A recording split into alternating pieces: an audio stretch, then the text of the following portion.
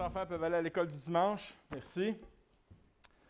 Aussi, simplement pour une petite précision, ne pas oublier de vous inscrire sur notre page Facebook pour le culte. Ça nous aide à avoir une bonne logistique. Et j'aimerais juste passer une petite annonce. Vous savez, malheureusement, il y a eu une descente de police dans une église cette semaine sur P9 qui ne respectait pas aucunement la distanciation. Une centaine de personnes, personne n'avait de masque, aucune distanciation. Malheureusement, c'est notre témoignage qui passe dans le tordeur à ce moment-là. Et j'aimerais, et je le sais qu'il y en a qui le font, si vous fréquentez une autre église, autre que la nôtre, durant le temps de la pandémie, s'il vous plaît, de vous absenter de venir ici. Je ne voudrais pas que vous soyez contaminés ailleurs et amenez ça ici. Si l'Église respecte les conditions sanitaires, je n'ai aucun problème avec ça. Mais n'allez pas dans une Église qui ne respecte pas les conditions sanitaires afin de protéger et de respecter les lieux ici, parce qu'on travaille très fort pour ne pas avoir de pandémie. Donc, simplement pour vous dire que la semaine prochaine, c'est Pasteur Indira qui va apporter la parole. Si vous voulez méditer, elle dit « Amen ». Il est où mon « Amen » à moi? Non, c'est pas vrai. Et elle va amener un message médité. Lisez le chapitre 8 de 1 Corinthiens. Donc, on est toujours dans cette épître vraiment qui est palpitante pour nous. Priez pour elle aussi, parce qu'un prédicateur qui prépare un message longtemps d'avance, il a des combats. Donc, la semaine prochaine, c'est Pasteur Indira qui va apporter la parole sur le thème de la maturité. Petite question ce matin, juste pour commencer comme ça. Est-ce que je suis mature dans ma maturité? Est-ce que je suis mature dans ma maturité? Est-ce que je suis humble dans ma maturité? Ou suis-je présomptueux dans ma maturité? Suis-je trop confiant dans ma maturité? Pourquoi? Parce que c'était le problème de l'Église de Corinthe. Ils se croyaient hyper matures, donc ils prenaient la liberté qu'ils avaient en Jésus juste pour aller sur le bord de la ligne. Vous connaissez ça, sur le bord de la ligne, hein? Non, on est assez fort. Je vais vous raconter un témoignage au début de ma vie chrétienne.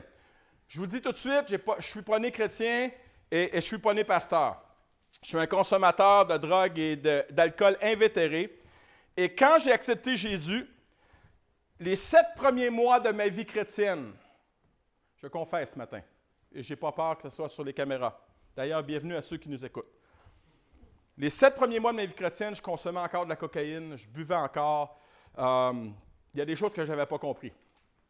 Et je me souviens une fois, alors que j'étais avec Jésus, j'allais à l'église le dimanche, et là, il y avait un spectacle qui s'en venait. Et moi, les shows rock, j'aimais ça, j'étais un idolâtre de l'extrême. Et il y avait le groupe Aerosmith qui venait au Vieux Forum dans le temps. Et là, je me vantais en dedans de moi-même. Je m'en vais sur ton terrain, Satan, et je ne tomberai pas, et je ne succomberai pas. Savez-vous ce qui est arrivé? Le contraire. Je me suis saoulé ce soir-là, mais regardez bien comment Dieu est bon. Durant le spectacle, j'étais saoul. Et moi, je ne savais pas que mon pasteur, avec des membres de l'Église, priait pour moi, pour que Dieu me montre que ce n'était plus ma place.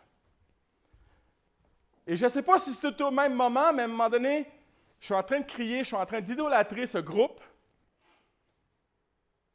Et il y a une voix intérieure qui me dit, « C'est plus ta place ici. » Wow! J'étais immature dans ma maturité. J'étais présomptueux, j'avais une trop grande confiance en moi. Au lieu de mettre ma trop grande confiance, on ne sera jamais trop confiant en Dieu. Et présomptueux signifie qui est confiant en soi, qui est téméraire. Va pas sur des terrains où tu vas chuter à 100%. Ne te crois pas plus fort que Jésus. Et c'était le problème de l'Église de Corinthe. Et l'apôtre Paul va les avertir en ce sens dans 1 Corinthiens chapitre 10, les versets 1 et 13. Frères, je ne veux pas que vous ignoriez que nos pères ont été sous la nuée, qu'ils ont tous passé à travers de la mer, qu'ils ont tous été baptisés en Moïse dans la nuée et dans la mer, qu'ils ont tous mangé le même aliment spirituel, qu'ils ont tous bu le même breuvage spirituel, car ils buvaient à un rocher spirituel qui les suivait, et ce rocher était Jésus, était Christ. Mais la plupart d'entre eux ne furent point agréables à Dieu, puisqu'ils périrent dans le désert. Or, ces choses sont arrivées pour nous servir d'exemple, afin que nous n'ayons pas de mauvais désirs comme ils en ont eu. Ne devenez point idolâtres comme quelques-uns d'eux, selon qu'il est écrit, le peuple s'assit pour manger, pour boire, et puis ils se levèrent pour se divertir. Ne nous livrons pas à la pudicité. On va tous voir ça, ces mots bizarres là. Comme quelques-uns d'eux s'y livrèrent, de sorte qu'il en tomba 23 000 en un seul jour. Ne tentons point le Seigneur comme le tentèrent quelques-uns d'eux qui périrent par les serpents. Ne murmurez point comme murmurèrent quelques-uns d'eux qui périrent par l'exterminateur. Ces choses leur sont arrivées pour nous servir d'exemple et elles ont été écrites pour notre instruction à nous qui sommes parvenus à la fin des siècles. Ainsi donc que celui qui croit être debout, les matures, immatures, prennent garde de tomber. On va voir ça tantôt. Aucune tentation ne vous est survenue qui n'ait été humaine, et Dieu qui est fidèle ne permettra pas que vous soyez tentés au-delà de vos forces, mais avec la tentation, il préparera aussi le moyen d'en sortir afin que vous puissiez la supporter. Mon premier point ce matin, les grands privilégiés. Ça, c'est le peuple qui était en Égypte, mais c'est aussi nous. Rappelez-vous, cela a été écrit pour nous servir d'exemple. Et n'ayez jamais honte de vos chutes. Ne cachez vraiment jamais sur un vernis chrétien tous vos combats, toutes vos chutes. Pourquoi? Parce qu'elle peut servir d'exemple pour quelqu'un qui se croit aussi fort que vous vous croyez dans le passé. Pourquoi je n'ai pas honte? Un pasteur m'a déjà dit, « Pasteur, tu ne devrais jamais parler de ces choses-là à ton Église. » Ah oui, pourquoi? Pourquoi? Je veux être transparent, je suis ce que je suis, et ce qui m'est arrivé peut servir d'exemple pour les autres. 1 Corinthiens 10, 4. Frères, et portez attention aux tous. Je ne veux pas que vous ignoriez que nos pères ont tous été sous la main, qu'ils ont tous passé au travers de la mer, qu'ils ont tous été baptisés en Moïse et dans la nuée dans la mer, qu'ils ont tous mangé le même aliment spirituel et qu'ils ont tous bu le même breuvage spirituel car ils buvaient à un rocher spirituel qui les suivait et ce rocher était Christ. On évalue à peu près, les commentateurs jouent entre 3 millions et 2,5 millions d'Hébreux qui sont sortis d'Égypte. Comme on dit au Québec, ça fait de la monde à la messe. Personne n'a été oublié, tous. Personne n'a été favorisé ou défavorisé. Tous ont expérimenté les bienfaits, les privilèges que Dieu a déversés sur son peuple. Ils ont tous expérimenté la bonté et la fidélité de Dieu. Le tous, c'est l'Église. Tous. Nous avons été bénis ici. Tous. Il ne devrait pas avoir de jalousie parce que tous, nous avons été au bénéfice de la bonté et de la fidélité de Dieu. Vous devriez dire Amen. Tous ces bienfaits miraculeux, tous ces privilèges divins devaient élever les âmes de chacun jusque dans sa présence, lui qui est la source de la vie. Le but de Dieu n'est pas juste de te bénir pour te bénir. Dieu veut attirer ton attention. Dieu veut ton cœur. Tous ces bienfaits manifestaient sa bonté, sa puissance, sa protection, ses capacités et ses soins pour eux. Tous ces bienfaits avaient pour but de se révéler au peuple. Tout ce que Dieu faisait avait pour but de leur prouver à quel point il était bon et digne de confiance. Est-ce que Dieu est bon et digne de confiance pour toi ce matin? Dieu, à travers leur vie et à travers ta vie, j'aimerais te dire ce matin que Dieu se bâtit un témoignage. Dieu est en train de se bâtir un nom dans ta vie. Wow! Le but ultime de ses bienfaits, les buts ultimes des bénédictions de Dieu dans ta vie, de ses privilèges, était de créer une relation plus intime. Et malheureusement, et on va le voir tantôt dans le message, le peuple hébreu et souvent le peuple chrétien aujourd'hui bâtit plus une relation avec sa bénédiction qu'avec le Dieu de la bénédiction. La bénédiction devient une idole. Une relation, il voulait bâtir une relation basée sur la confiance, et c'était son but. Néhémie 9.21 nous dit ceci. Pendant 40 ans, 27 mois cette année, 27 ans à marcher avec Dieu. Vous savez quoi? Dans 3 semaines, je vais avoir 54 ans. J'avais tellement, psychologiquement, j'avais hâte d'atteindre ça. Je vais avoir 54 ans. Je sais que vous vous dites dans votre cœur, « Ah, je ne pensais jamais que tu avais 54, pasteur, tu as l'air tellement jeune. Merci. Que Dieu vous bénisse. 54 ans, 27 ans à marcher avec Dieu. La moitié de ma vie à marcher avec Jésus. Wow! Merci et 27 ans surtout à Jésus de marcher avec moi. Surtout. Pendant 40 ans, tu pourvus à leur entretien dans le désert. Ils ne manquèrent de rien, leurs vêtements ne s'usèrent point. Imagine-toi un Nike qui ne se délave jamais. Hallelujah! Et leurs pieds ne s'enflèrent point. Imagine-toi des Air Jordan toujours nickel. Incroyable. Il n'y a pas une boutique qui peut t'offrir ce que Dieu a offert dans le peuple dans le désert. Zéro. Dieu est capable de tout faire et rien ne lui est impossible. Amen. Mais tout ce qu'il fait prouve qu'il prend plaisir à son peuple, qu'il veut notre cœur, qu'il veut notre louange, qu'il veut notre adoration. Il désire notre focus. Focus pas sur la bénédiction. Focus pas sur la prospérité. Focus sur Jésus. Focus sur Jésus. C'est ça d'être mature. Il désire notre attention. Il désire devenir notre Dieu. Jésus désire devenir notre Dieu à temps plein. Dieu les a chouchoutés dans le désert. Il en est de même pour nous. Il les a pris de l'esclavage, il les a amenés à la liberté. Il les a pris de non voulus, il les a amenés à être voulus. Mis à part pour le pharaon, pour l'esclavage, mis à part pour Dieu, pour la liberté. De perdu à sauvé. De perdu à sauvé. Mais,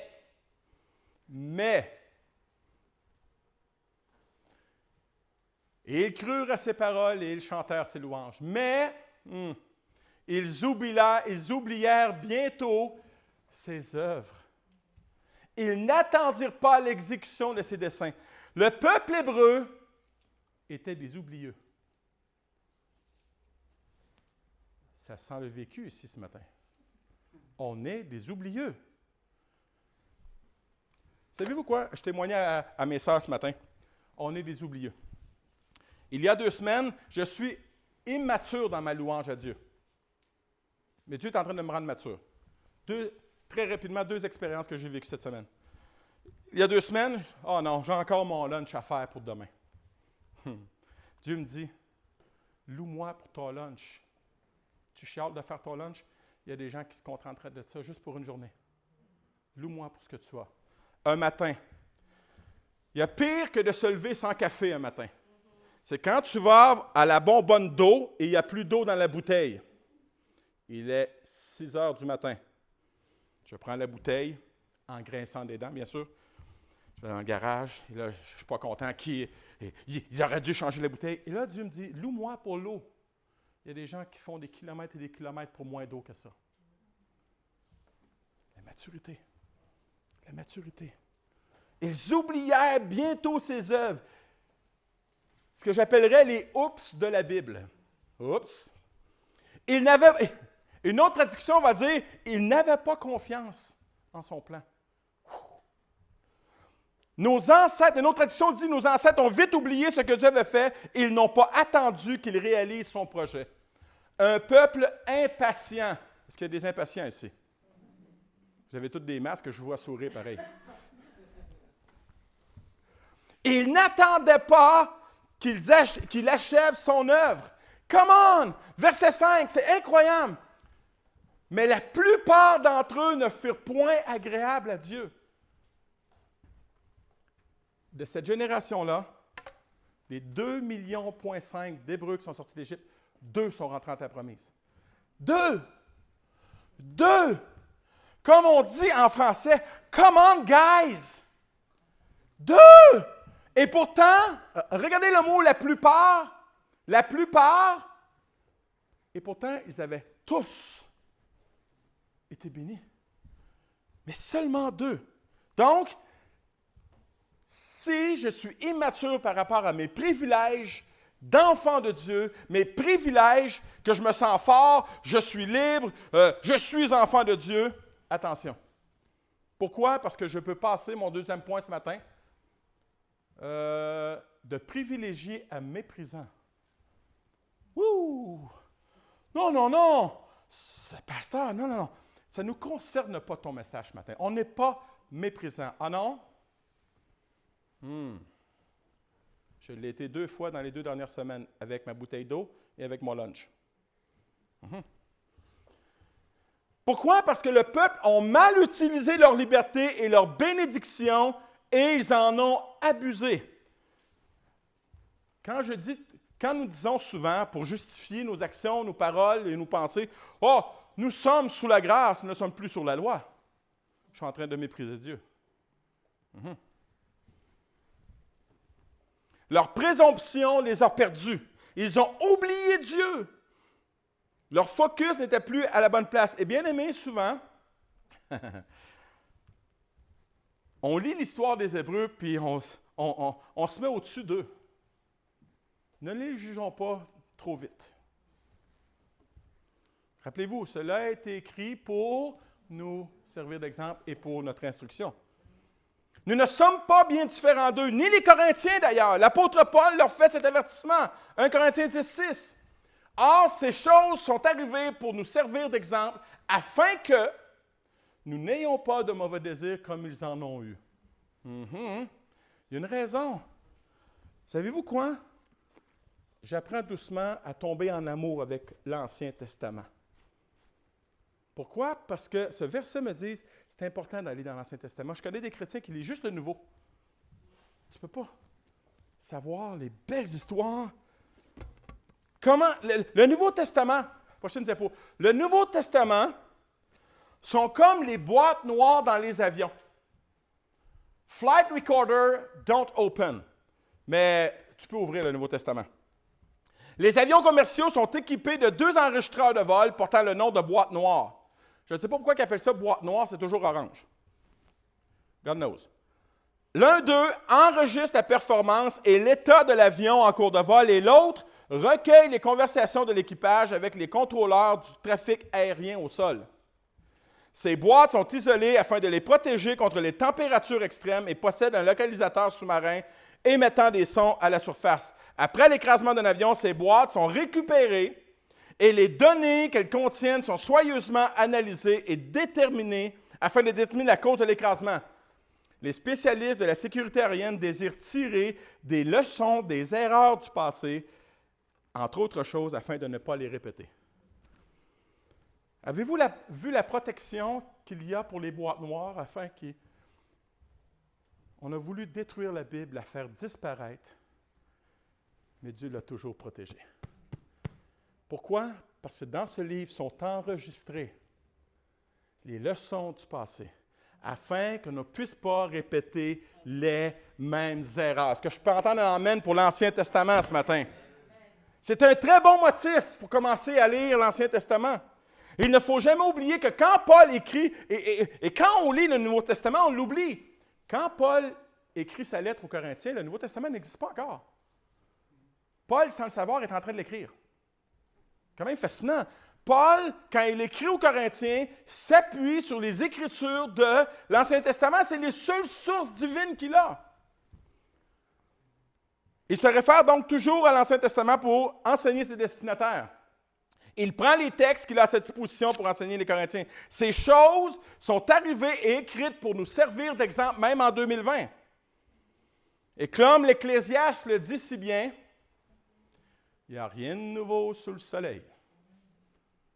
Comment ça se fait que depuis 2000 ans, 3000 ans, 4000 ans, 5000 ans, 6000 ans, on répète les mêmes et les mêmes et les mêmes et les mêmes choses?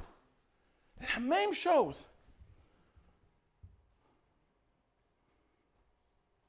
Et bien avant, juste d'aller explorer ce passage, j'aimerais qu'on puisse, parce que ça va aller dans le contexte du message, dans 1 Corinthiens chapitre 10, verset 12, que celui qui se croit debout prenne garde de ne pas tomber.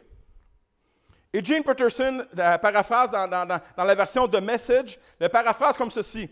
Ne soyez pas si naïfs et si sûrs de vous-même.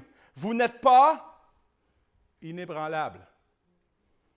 Vous pourriez vous casser le nez aussi facilement que n'importe qui. Oubliez la confiance en soi. Elle est inutile. Cultivez la confiance en Dieu. Notre maturité chrétienne ne doit pas devenir de l'arrogance ou de la prétention. Je suis sauvé, j'ai le sceau du Saint-Esprit, je ne perdrai pas mon salut, j'ai le droit de mener la vie que je veux. Il y a quelque chose que tu n'as pas compris à l'Évangile. Ta vie de sauver est pour glorifier le nom de Jésus. Que notre maturité chrétienne ne nous fasse pas oublier qui est notre soutien face à la tentation. Ne devenons pas présomptueux, ne devenons pas hautains et orgueilleux face à notre salut. Rappelons-nous de l'apôtre Pierre, qui se croyait debout, solide, inébranlable. Il va déclarer ceci. « Seigneur, lui dit Pierre, je suis prêt à aller avec toi et en prison, et même jusqu'à la mort. » Il n'a même pas été capable de tenir devant une vieille madame. Il a même juré. « Je ne connais pas cet homme. » Ah oui, tu étais vraiment prêt d'aller en prison et de mourir pour Jésus? Il va même jusqu'à affirmer, regardez bien, écoutez bien, la présomption de Pierre. Pierre, prenant la parole, lui dit, « Quand tu serais pour tous, eux autres, là, ils vont peut-être te laisser, Seigneur. Mais moi, jamais. Tu ne seras jamais pour moi une occasion de chute. » Jésus lui dit, « Je te le dis en vérité, cette nuit même, avant que le coq chante, tu me renieras 3 fois. » Pierre lui répondit, « Quand il me faudrait mourir avec toi, je ne te renierai pas. » Et tous les disciples dirent la même chose. La présomption de Pierre va jusqu'à confronter les paroles de Jésus. En québécois, on dit, affectueusement, on dit, commande Pierrot. Jésus te dit que tu vas le renier. Dieu lui-même dit que tu vas le renier. Non, non, non, non, non. Comme on dit, hein, je refuse cette parole dans le nom de Jésus. C'est justement Jésus qui parle. Il défie littéralement la parole de Dieu. Hey! Mais il y a des chrétiens avec ce genre d'attitude. Jamais je ne ferai ça. Jamais je ne dirai ça. Jamais je ne tomberai. Fait qu'ils marchent sur la ligne. Puis ils marchent sur la ligne. Les vrais acrobates. Ils s'appuient sur leur connaissance, sur leur maturité, sur leur expérience, sur leur sagesse. Ils connaissent des versets beaucoup par cœur aussi. Sur leurs dons, sur leurs bénédictions, sur leurs privilèges. Ils vont flirter aussi près que possible avec le péché. Cela n'est pas de la maturité, mais de la folie. Est-ce qu'un chrétien a le droit d'aller dans les bars? Je ne répondrai pas à cette question-là. Mais je reposerai une autre question. Qu'est-ce que tu as à faire là? Donne-moi une bonne raison pour que tu irais dans un bar. Juste une. Il y en a aussi qui et je l'ai vu tellement souvent, un non-chrétien, un chrétien, une chrétienne, qui va fréquenter, qui va avoir une relation avec une chrétienne, un non-chrétien et une non-chrétienne. Oui, mais je vais l'emmener à Jésus. Après 22 ans de ministère, j'ai vu 100% le contraire. Je n'ai jamais vu l'autre sens. Jamais. Oui, mais il est ouvert à l'Évangile. Ah oui? OK. Invite-le à l'Église. Ah, il n'est pas intéressé par l'Église. Ah, OK. OK. Est-ce qu'un chrétien devrait boire de l'alcool? Je ne répondrai pas à cette question-là. Pourquoi devrait-il boire de l'alcool? Je ne dis pas que c'est mauvais, je ne dis pas que c'est bon. Je dis pourquoi tu en as besoin dans la vie? Et d'autres vont flirter avec la pornographie, vont jouer au jeu de hasard. Ils gagnent une fois, ils gagnent 2 fois, ils gagnent 3 fois, et là, la roue est partie.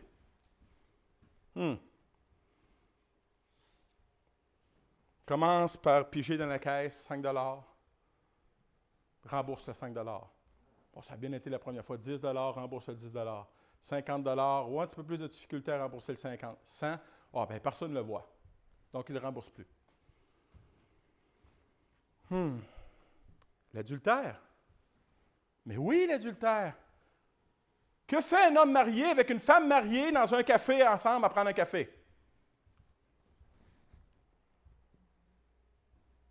Aller prendre une marche. Il n'y a rien de mal à aller prendre une marche. Ça commence. L'adultère commence dans le cœur. L'adultère commence avec une marche. Et vous savez, un jour, un chef d'entreprise cherchait un chauffeur pour le conduire à son entreprise et le test, c'était d'emmener le conducteur sur une haute falaise. Et là, le premier conducteur dit « Je vais y prouver que je suis big ». Et puis là, il traverse et au tournant de la falaise, le quart du pneu est dans le vide. Le deuxième, il met la barre haute. Il arrive dans le tournant, le 3/4 du pneu est dans le vide. Et là, le troisième chauffeur, il dit, moi, c'est sûr que je vais me tenir aussi loin que possible du bord du précipice. Et le président dit, c'est toi que je choisis. La leçon, tiens-toi le plus loin possible du précipice. Ne joue pas avec le péché. Ne te crois pas plus mature. Pourquoi? Parce que Proverbe 16-18 nous dit ceci. L'arrogance précède la ruine, l'orgueil précède la chute. Si tu ne dis pas Amen, dis ouch, avec un Amen après. L'orgueil produit de grands malheurs et le mépris entraîne la chute. John MacArthur dit ceci. Les chrétiens qui deviennent présomptueux comptent moins sur la parole de Dieu et sur l'Esprit de Dieu et deviennent imprudents dans leur vie spirituelle. Jérémie 17,5 nous dit ceci. Ainsi parle l'Éternel, maudit soit l'homme qui se confie dans l'homme, qui prend la chair pour son appui et qui détourne son cœur de l'Éternel. Ici, je vais ouvrir une parenthèse. Ici, là, le verset ne dit pas « maudit l'homme qui se confesse en l'homme ». C'est pas ça qu'il veut dire, le passage. Pas du tout. D'ailleurs, ça contredirait l'apôtre Jacques qui dit « confessez vos péchés les uns les autres ». You right? Donc, ce verset-là ne parle pas de confidence, mais il parle plutôt d'une confiance. Je vais m'appuyer sur Corinne pour ne pas chuter. Elle ne veut pas ça. Maudit l'homme qui met son appui, qui met sa force, qui met sa confiance dans un autre. Mettez jamais votre confiance dans votre pasteur. Vous allez être très, très, très, très, très, très déçus. 1 Corinthiens 12. Et on revient. Que celui qui ce matin, qui croit être debout, prenne garde de ne pas tomber. Et peut-être que c'est sur le bord du précipice, le 3/4 du pneu dans le vide. Tu te penses acrobate, tu te penses bon. Reviens le plus loin possible du précipice. Bien-aimés, ne jamais remplacer notre confiance en Dieu et notre confiance en nous-mêmes. Proverbe 15-33 nous dit, « La crainte de l'Éternel enseigne la sagesse et l'humilité précède la gloire. » Hey! Là, c'est un bon message. J'aime annoncer la mauvaise nouvelle avant la bonne nouvelle. De quelle façon le peuple dans le désert a été méprisant? Premièrement, on va passer les textes. Nat, s'il vous plaît. Premièrement, la convoitise. Le peuple était un peuple de convoiteurs. Ça n'existe pas, mais à partir de ce matin, ça existe. On convoitise lorsqu'on n'est pas satisfait de ce que l'on a. Verset 6. N'ayons pas de mauvais désirs comme ils en ont eu. Est-ce que tu peux le mettre, s'il vous plaît, Nat? le verset 6. La convoitise, lorsqu'on n'est pas satisfait, la convoitise vient lorsqu'on n'est pas satisfait de ce que Dieu nous donne. La convoitise n'est jamais contente. La convoitise veut toujours plus. La convoitise méprise ce qu'elle a pour avoir plus. Tous les chrétiens souffrent de convoitise. J'aimerais tellement, aussitôt que ces paroles sortent de notre bouche, j'aimerais tellement avoir. Oui, mais ça serait plus beau, ça serait plus. Nombre 11, verset 4-5. Le ramassis de gens, ceux qui étaient sortis avec les Hébreux, au milieu d'Israël, fut saisi de convoitise. Et même les enfants d'Israël recommencèrent à pleurer et dire, « Qui nous donnera de la viande à manger? » Nous nous souvenons, ils sont terribles, mais ils sont terribles. Nous nous souvenons des poissons que nous mangions en Égypte et qui ne nous coûtaient rien, des cocombes, des melons, des poireaux, des oignons et de l'ail. T'étais esclave, bro! Wake up! Come on! Et il y a des chrétiens comme ça. Ah, dans le monde, j'étais, puis j'avais. T'étais esclave!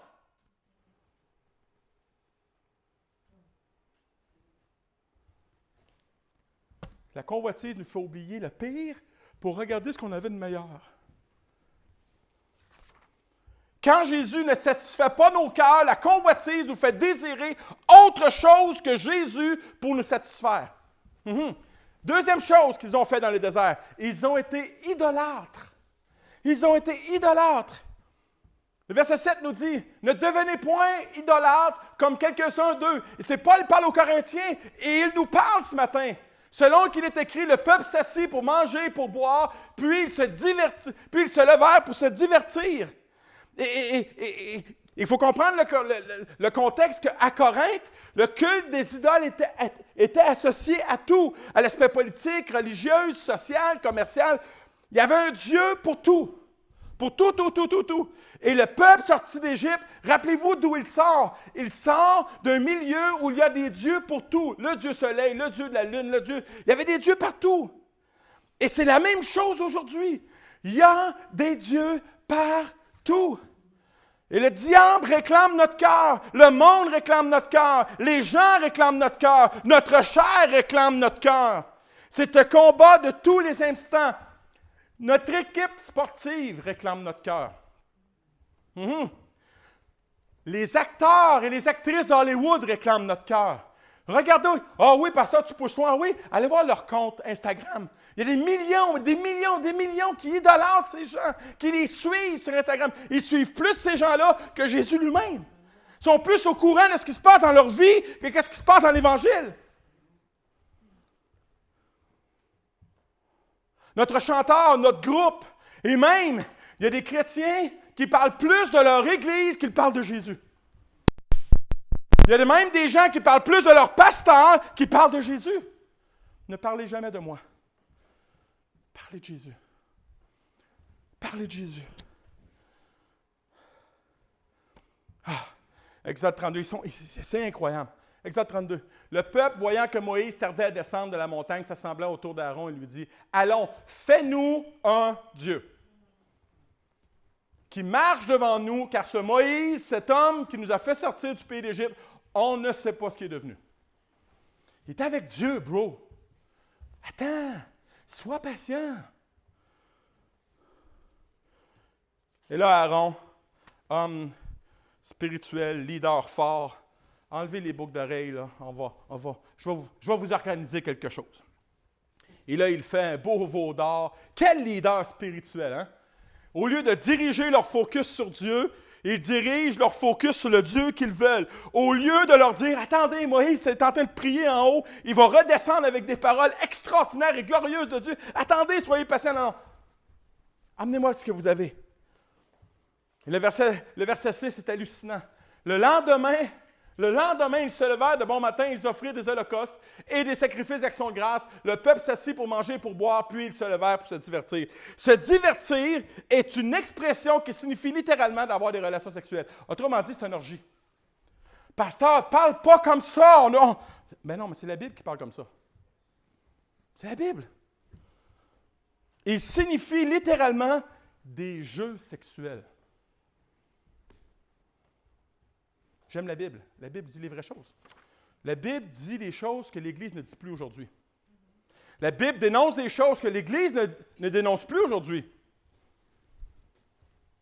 Et pourtant, Exode 23 nous dit, « Tu n'auras pas d'autre Dieu devant ma face. » Autre chose qu'il faisait dans le désert, la fornication ou la débauche. Verset 8, « Ne nous livrons pas à la débauche comme quelques-uns d'eux s'y livrèrent de sorte qu'il en tomba 23 000 en un seul jour. » J'aimerais vous dire que depuis 6000 ans, il en a tombé pas mal plus que ça. Des pasteurs qui se croyaient solides, des chrétiens qui se croyaient solides. D'ailleurs, on est tellement solide en tant que chrétien qu'un mariage sur 2 finit par un divorce. Des victimes d'adultère. Il y en a des comme ça, qui sont brisés, qui n'ont plus confiance. Il y en a même qui se sont éloignés de Dieu, éloignés des églises, pour avoir été victimes.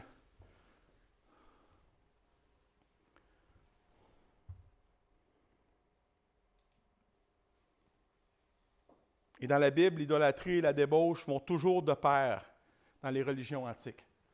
À Corinthe, il n'y avait pas un bar à Corinthe. Bien, ce qu'on appelle aujourd'hui un bar de danseuses. Il y avait un temple nommé Aphrodite, qui vient du mot aphrodisiaque, où il y avait 1000 prostituées sacrées. « Oh, mais je suis sous la grâce. Ça le dit que c'est des prostituées sacrées et je ne pêche pas. »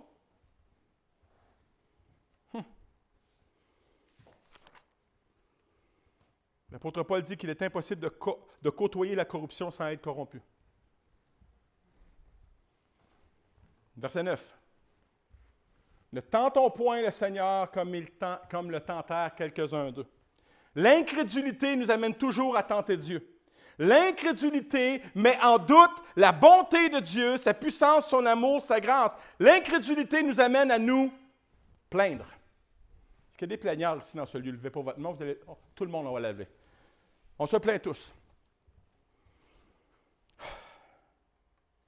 Nombre 21. Le peuple parla contre Dieu et contre Moïse. « Pourquoi nous avez-nous fait monter hors d'Égypte pour que nous mourions dans le désert? » L'incrédule voit toujours le pire dans le meilleur. On va mourir dans le désert. Dieu ne vous a pas sauvé pour que vous... En québécois, Dieu ne vous a pas sauvé pour que vous creviez. Dieu vous a sauvé pour que vous viviez. Car il n'y a point de pain, il n'y a point d'eau. Oh, et notre âme est dégoûtée de cette misérable nourriture. Notre âme est dégoûtée de ta bénédiction, Seigneur. C'est ce que l'incrédulité fait au cœur de Dieu. Seigneur, ta bénédiction, je ne suis tellement pas content, ta bénédiction me dégoûte. Tenter Dieu, c'est toujours vouloir plus et ne jamais être content. Tenter Dieu, c'est d'être méprisant envers la bénédiction de Dieu. Tenter Dieu, c'est de demander quelque chose pour notre propre plaisir et notre propre désir charnel. Tenter Dieu, c'est de littéralement d'essayer de lui tordre un bras, même si c'est impossible, afin qu'il puisse nous donner ce que nous voulons. En fait, tenter Dieu, c'est de se lancer du haut d'un bâtiment de 100 étages en réclamant que Dieu nous attrape avant d'atteindre le sol. C'est comme si quelqu'un arrive au 50e, ça va bien aller, Dieu va me saisir en bas. C'est ça l'incrédulité. C'est d'aller toujours plus loin que la ligne tracée par Dieu. Qu'est-ce qu'il faisait dans le désert? Le murmure. Ne murmurez point comme murmuraient quelques-uns d'eux. Et Paul parle aux Corinthiens, il nous parle ce matin. Qui périrent par l'exterminateur. Les membres de l'Église de Corinthe sont des plaignards, des chialeux et des critiqueux et des murmureux. Un autre nouveau mot ce matin. Jamais content. Rappelez-vous dans Nombre chapitre 16, l'histoire des fils de Corée qui murmuraient contre le leadership de Moïse et d'Aaron. Qui vous a nommé leader? Je peux être un leader, moi aussi. Bro, tiens-toi à ta place. Tiens-toi à ta place. Et combien de fois j'ai prié? Seigneur, je donnerais, quand j'ai fait des moments difficiles et des combats difficiles où il y a une tension dans l'Église, Seigneur, je donnerais tellement ma place à n'importe qui ce matin. Et Dieu me dit toujours, non, non, tu es à ta place. Reste à ta place. Murmurer, c'est être mécontent de la volonté souveraine de Dieu. Et ce péché, Dieu ne le traite jamais à la légère. Nos murmures déshonorent Dieu, tandis que notre contentement le glorifie. Nos murmures que nous justifions si souvent attristent profondément le cœur plein de bonté de notre Dieu. Vous savez, des fois, on se justifie, hein, les chrétiens. Et moi, j'embarque plus là-dedans. Tu sais, pasteur, je ne veux pas parler en mal d'un tel, mais, puis là, avant de commencer, je dis, oui, mais elle fait du bon gâteau. Puis là, la personne est saisie, puis elle ne dit plus rien. Pourquoi c'est comme ça qu'on arrête le murmure? Nos murmures face à Dieu ou face à quelqu'un ou à quelque chose d'autre ne plaisent jamais à Dieu.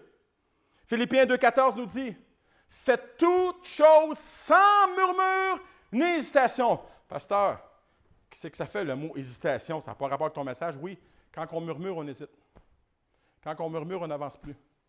Quand on murmure, on fait du vélo stationnaire. C'est bon pour la santé, mais tu ne vas pas loin. Ainsi donc, verset 12, « Ainsi donc que celui qui se croit debout prenne garde de ne pas tomber. » Si tu te crois debout ce matin, si tu te crois mature ce matin, prends garde de ne pas tomber. Et mon dernier point, la fidélité de Dieu pour aide. Parce que, bien aimé, si l'apôtre Paul parle aux Corinthiens dans ce sens, c'est qu'il y avait les mêmes problèmes dans l'Église. Et ces problèmes se retrouvent dans nos églises aujourd'hui. Ces problèmes se retrouvent dans mon cœur. Verset 13. Quelle bonne nouvelle. Aucune tentation ne vous est survenue qui n'ait été humaine, et Dieu qui est fidèle ne pardonnera pas que vous soyez tentés au-delà de vos forces, mais avec la tentation, il préparera aussi le moyen d'en sortir afin que vous puissiez la supporter. La tentation est toujours une porte d'entrée pour le péché. En passant, la tentation n'est pas un péché. Jésus a été tenté, il n'a jamais péché. Mais la fidélité de Dieu nous offre toujours une porte de sortie pour expérimenter sa grâce et son amour. Jamais un chrétien n'est forcé de succomber à la tentation. Ce n'est pas de ma faute, c'est le diable. Non, non, c'est de ta faute. Le diable, premièrement, c'est un serpent qui était dans l'arbre dans le jardin d'Éden. La preuve que ce n'est pas le diable qui a donné le fruit à Ève, les serpents n'ont pas de main. Mais par contre, il a embelli le péché. Il a embelli, il a tenté. Un chrétien qui tombe dans le péché, il a choisi de tomber dans le péché. Je ne succombe pas parce que je choisis, mais je succombe parce que c'est toujours un choix. C'est toujours un choix. Je suis perdu momentanément, mes notes sont à terre. Je pêche parce que je choisis. Je ne pêche pas parce que je choisis. Il y a toujours un moyen de s'en sortir. Comment? Premièrement, chaque chrétien a le Saint-Esprit. C'est le moyen. Chaque chrétien a le Saint-Esprit. Et le Saint-Esprit ne t'amènera pas jamais dans les voies du tentateur. Jamais. Deuxièmement, nous avons la Bible. Nous avons la Bible. C'est sûr que si tu ne lis jamais ta Bible, probablement que tu n'auras pas d'avertissement, tu n'auras pas de conseils. Et troisièmement, focus sur Jésus.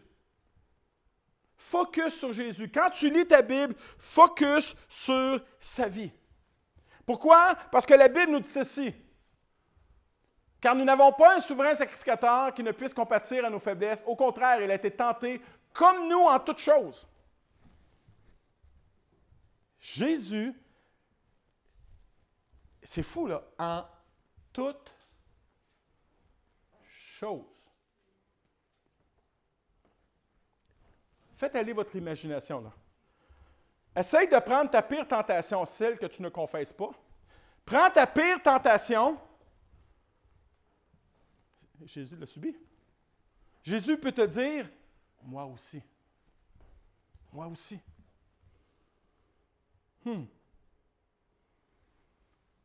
Mais sans commettre de péché.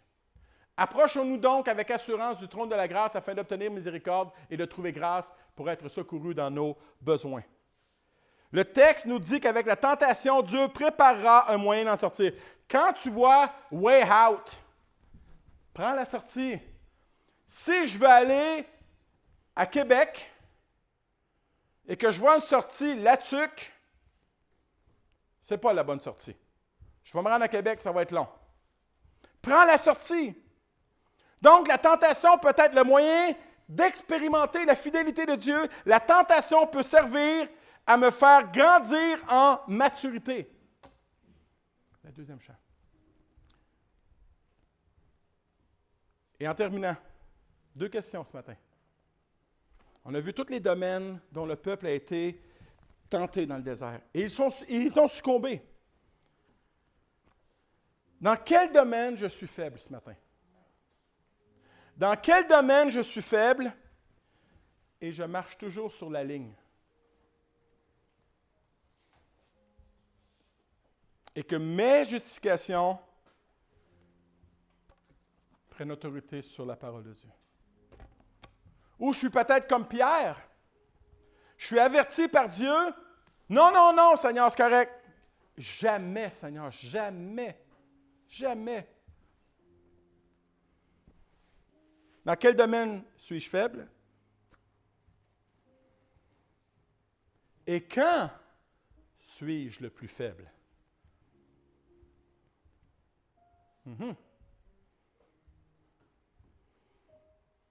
Bien-aimés, j'aimerais vous dire en terminant que nous sommes dans une guerre. Trois choses. Le diable nous tente. Des fois, ce n'est même pas le diable. Des fois, c'est le monde qui nous tente. Et des fois, ce n'est même pas le monde qui nous tente. L'apôtre Jacques dit, ça vient à l'intérieur de nous. La convoitise naît à l'intérieur de nous. Cette convoitise nous amène au péché. Le péché nous amène à la mort. Ça, c'est l'apôtre Jacques qui dit ça dans le chapitre 1. Peu importe les 3 domaines dans lesquels tu te bats ce matin, il y a une porte de sortie. Il y a une porte de sortie. Il y a un moyen d'en sortir. Et Dieu va prendre la tentation et il va se glorifier à travers elle. Est-ce qu'on peut juste reprendre le refrain de ce chant? Est-ce qu'on peut se lever ensemble en terminant cette réunion? Seigneur, merci. Merci pour ta parole. Merci parce que on ne veut pas être immature dans notre maturité. On ne veut pas se croire fort alors qu'on est faible. C'est toi qui es fort. C'est toi qui peux nous préserver et nous garder, Papa, qui peut nous garder debout. Et Papa, je prie pour chaque personne qui sont ici ce matin. Tu as été tenté en toutes choses. Toutes choses. Tu comprends. Et tu as les solutions. Tu as les capacités. Tu as la puissance de nous révéler ta volonté afin de nous garder, non pas dans une maturité qui n'est pas de la maturité, mais dans une vraie maturité qui se transforme en humilité et qui dépend de toi, Papa. Papa, merci pour l'humanité de Jésus. Parce qu'on peut focusser sur cette humanité du Fils de Dieu pour se tourner vers lui et trouver compréhension, mais trouver aussi délivrance. Dans le nom de Jésus. Amen.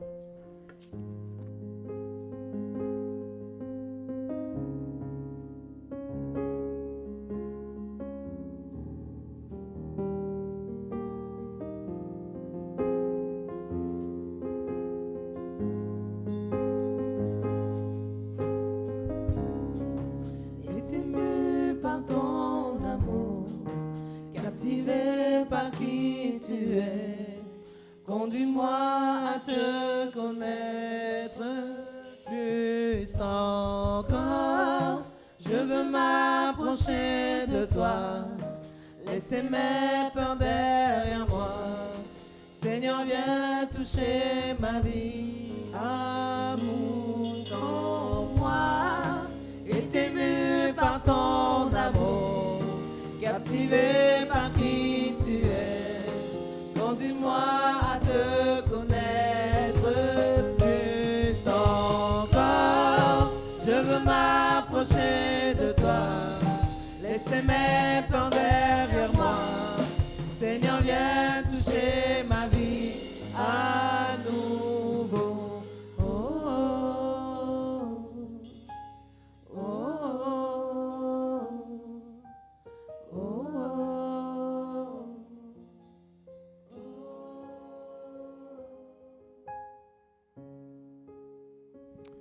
Oui, merci Seigneur. Viens toucher notre vie à nouveau, afin que ma vie, que nos vies, puissent être un sujet de gloire et de témoignage. Viens bâtir ton témoignage dans ma vie. Viens te faire un nom dans ma vie, afin que ma vie soit au service de ta gloire. Dans le nom de Jésus et l'Église Nouveau Départ dit un grand Amen. Simplement une dernière annonce avant que vous quittiez. J'ai apporté un message sur l'importance d'être mature dans notre générosité la semaine dernière. Et j'ai une attente très, très, très, très, très élevée envers l'Église.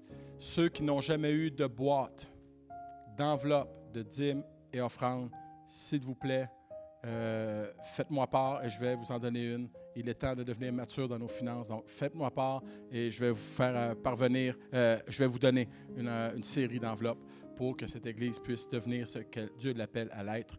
Donc, soyez bénis et on se voit la semaine prochaine ou par Zoom. Demain, les 18h30, 19h et par Zoom, la réunion de prière mardi. Soyez bénis.